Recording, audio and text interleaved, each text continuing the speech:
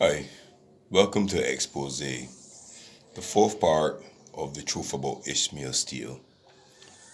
Now, Exposè is a channel devoted specifically to exposing injustice, corruption, things that are not right or things that are being hidden. So, I would like any of you out there who are viewing this channel, if you believe that you have been a subject of some form of iniquity, some form of injustice, or you know of something, you can contact me at 282-0602, okay, or 845-2557. I'm not going to just jump and highlight your story, because I will, of course, investigate, because I want to make sure that anytime I do anything, that I have substantial documentation to verify and confirm what I'm speaking about, okay? And you will notice that when I do stuff, it's documented, all right? Now, another thing I want to highlight is that you will notice too, some of you might notice that as a result of these exposés, that I will be ridiculed. Well, I'm not worried about that. I am, let's say, bulletproof. The more that I'm ridiculed, the more following I get, the more stronger I get, and the more I will put these videos out. So, but I want you to notice something. Anytime that you see a blog or a channel or anything start to ridicule me because I'm exposing those who are taking advantage of the poor and us people, it means that they are on their side. All right? Just notice that. Let's get into the matter here, okay? And I'm dealing with the truth about Ishmael Steele. Now, we would have heard what transpired in the last part 3 and seen all the documentation. But there's a saying that I said before: when you start wrong, you will end wrong. Now, in putting in for letters testamentary, you have to put in something called an affidavit of value, meaning that you have to show how much the value of is the property, the value of the property you're putting in the application for. But in law, there must be correct information. And I'm finding that in looking at these documents, we are seeing incorrect information. For instance, as I told you in part 1, Mr. Steele's address in England was Norbury Avenue, in the UK. But in the affidavit of value, his address is given as 17 Ansel Grove. And when I look through my documentation, I'm seeing 17 Ansel Grove as the address of whom? Subir Singh Grogar. Now that is absolutely wrong. Now remember, Mr. Steele came here and he bought a house at number 70 Ocean Spray Drive, Coral Haven, Crane, St. Philip. But in the affidavit of value, we are seeing number 37 Ocean Spray Drive, which is not his address. So it's telling me that these documents should not have gone through at all. As a matter of fact, Mr. Steele's will says nothing about property in Barbados.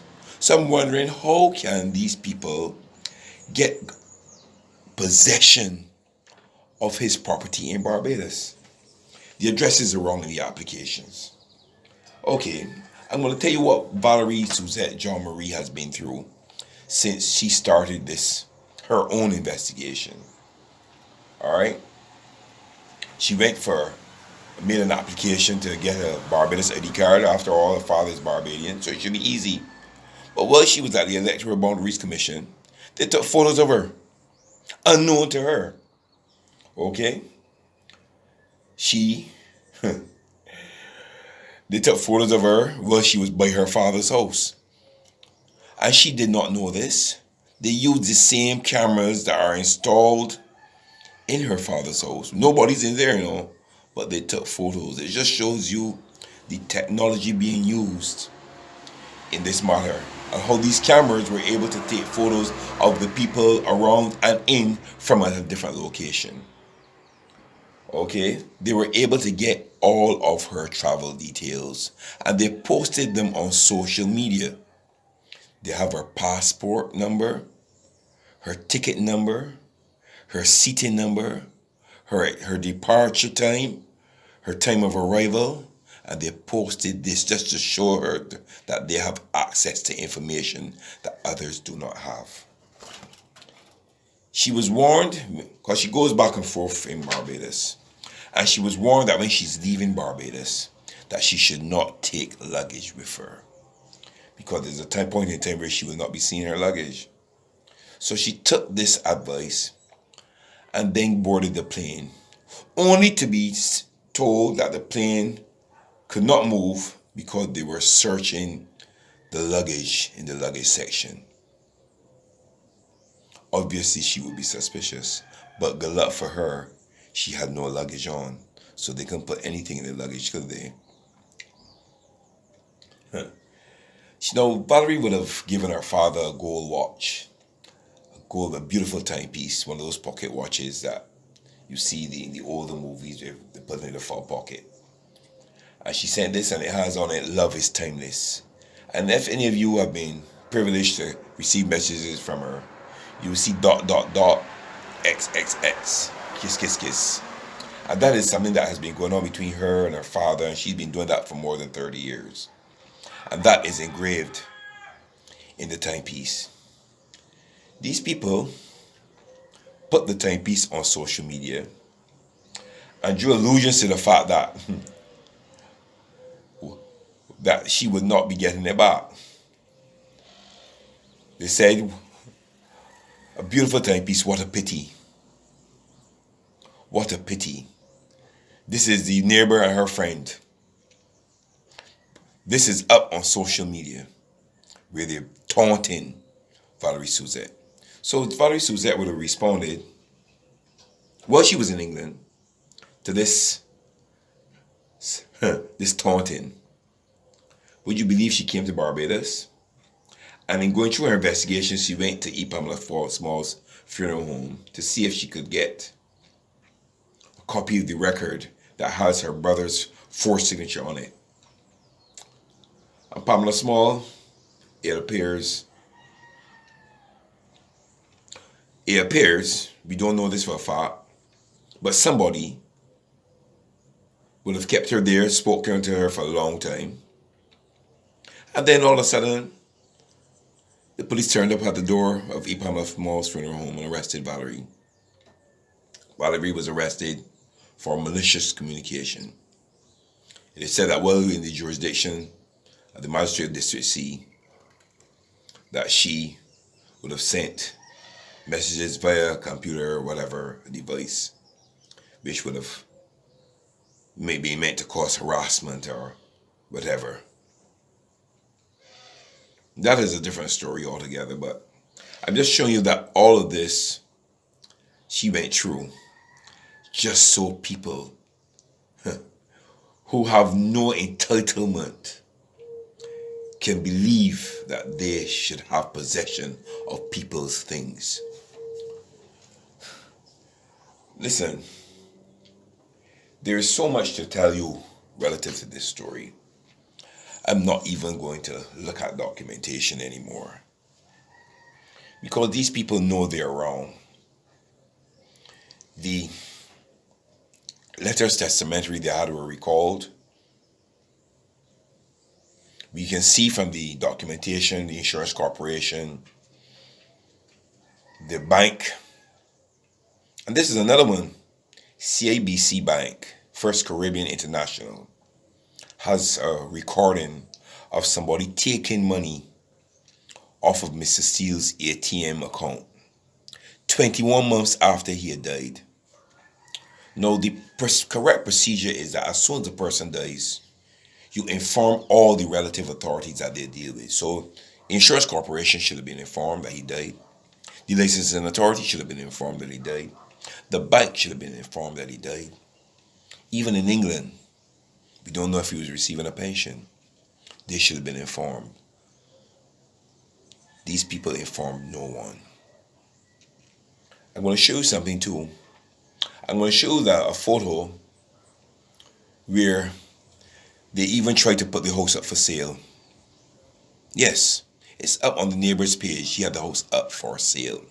Now, I don't know how they would sell it, seeing that they do not have the title deeds for it or anything. I don't know how they would go about selling it, but they tried to sell it. Even one of the people who were leasing it spoke to us on the phone and told us that they tried to sell them. They offered them a bicycle that was in the house that belonged to her father. All these are things that the property, the possessions of this man's living that he worked so hard for, has gone into the hands of strangers. The legal term for them is intermeddlers, because they're meddling into things that they're not supposed to be involved in. And these intermeddlers have the belief that they're entitled. Not only that, but a lot of indiscrepancies have occurred within the court relative to this file. As it is right now, the file is numbered 585 of 2019. And a number of people have gone in looking for this file and we can't find the file. The file, for some reason, had disappeared. It is known that Valerie's father had a real will here in Barbados, lodged in Barbados.